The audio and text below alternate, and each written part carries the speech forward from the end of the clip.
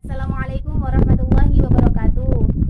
Di sini saya Khalifatus Suidah Koriyah akan presentasikan hasil dari naskah yang saya buat yang bertemakan mengatasi kondisi selalu kurang nafsu makan. Sebelum saya membahas tentang bagaimana cara mengatasi kondisi selalu kurang nafsu makan, di sini terlebih dahulu saya menjelaskan bagaimana pentingnya menjaga pola makan kita sehari-hari. Pada dasarnya, makanan merupakan suatu hal yang sangat penting di dalam proses pertumbuhan manusia. Sebab apa? Makanan yang mereka konsumsi itu dapat merangsang pertumbuhan sel-sel otak kita yang berfungsi untuk meningkatkan daya ingat kita dan konsentrasi kita. Pada dasarnya, makanan yang kita konsumsi sehari-hari dapat membantu meningkatkan energi kita di dalam melakukan suatu aktivitas. Makanan yang kita konsumsi harus memiliki kadar dan jumlah yang lengkap dan seimbang. Yang dimaksud dengan lengkap adalah lengkap dengan gizinya, yaitu yang meliputi protein, karbohidrat, vitamin, lemak, dan mineral.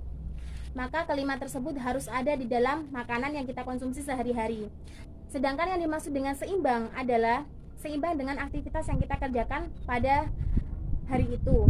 Semakin banyak aktivitas yang kita lakukan, maka semakin banyak pula makanan yang harus kita konsumsi ya. Kurangnya nafsu makan di dalam diri kita itu merupakan suatu hal yang buruk. Sebab apa? Sebab saya menemukan dua pertanyaan. Yang pertama adalah apa penyebab mereka melakukan atau mengalami kondisi kurangnya nafsu makan. Faktor internalnya yaitu pertama, sebab mereka itu kondisi kesehatannya itu menurun atau sedang sakit. Sedangkan faktor eksternalnya adalah aktivitas yang sangat padat membuat mereka itu lupa atau tidak fokus di dalam menjalankan atau menerapkan pola makan yang teratur. Adapun pertanyaan kedua yaitu mengapa mereka melakukan hal ini atau mengapa mereka mengurangi konsumsi makanan. Alasan terbesar yang saya temui yaitu kadang mereka itu merasa tidak percaya diri dengan apa yang mereka saat ini terima, atau maaf dari kata lain, bertambahnya berat badan yang meningkat mengakibatkan mereka itu mengurangi atau bahkan menghindari porsi makan secara berlebihan atau besar-besaran. Dan sekarang di zaman modern seperti sekarang ini banyak sekali makanan-makanan di luar sana yang mengandung zat kimia, zat pengawet, bahkan zat-zat yang tidak baik di dalam tubuh kita.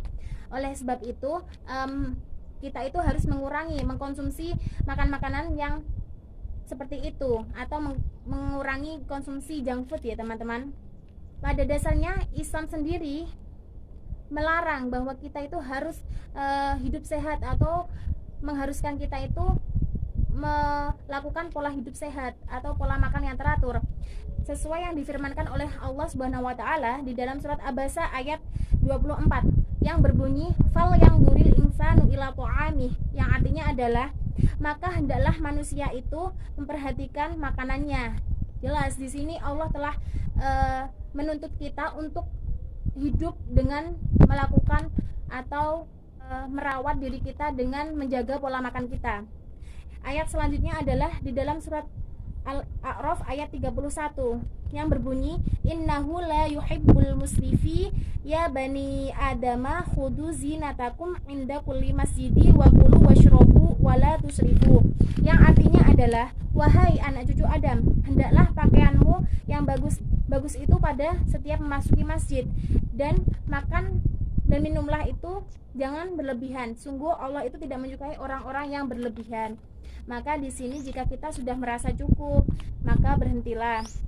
Jangan berlebih-lebihan di dalam berpakaian ataupun makan makanan.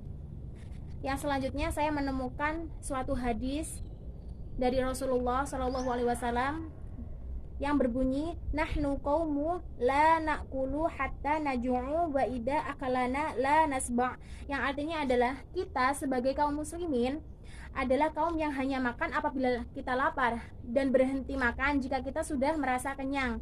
Maka di sini sudah jelas Rasulullah menganjurkan kita apabila kita sedang merasa lapar, maka kita harus mengkonsumsi makanan secukupnya dan berhenti makan setelah kita merasakan kenyang ya teman-teman. Selanjutnya, apabila saya menjadi seorang pembimbing dan dipertemukan dengan permasalahan tersebut atau bertemu dengan klien yang punya masalah ini, maka langkah yang saya lakukan adalah bertanya kepada klien saya apa penyebab dari masalahnya dan mengapa ia melakukan ini sesuai dengan apa yang sudah saya jelaskan di atas. Suatu pembimbing harus memberikan suatu solusi atau penerangan di dalam masalah seorang kliennya, yang mana saya akan melakukan, pertama saya akan memberikan ilmu tentang hidup dengan mengkonsumsi makanan yang bergizi atau pola hidup dengan mengandalkan makanan yang higienis dan sebagainya. Jadi pola makan yang baik dan benar itu sangat penting di dalam proses kehidupan kita, apalagi ditambah di zaman seperti sekarang ini banyak sekali penyakit-penyakit yang datang dikarenakan dari makanan sendiri. Yang kedua adalah mungkin saya akan menjelaskan terlebih dahulu dampak-dampak yang akan diakibatkan setelah kita itu kurang mengkonsumsi makanan ya. Dampaknya seperti kita akan jatuh sakit atau dan lain sebagainya. Mungkin itu, dan saya selalu mensupport kepada klien saya untuk terus menjaga tubuhnya supaya tetap sehat dan makan makanan yang bergizi tentunya ya.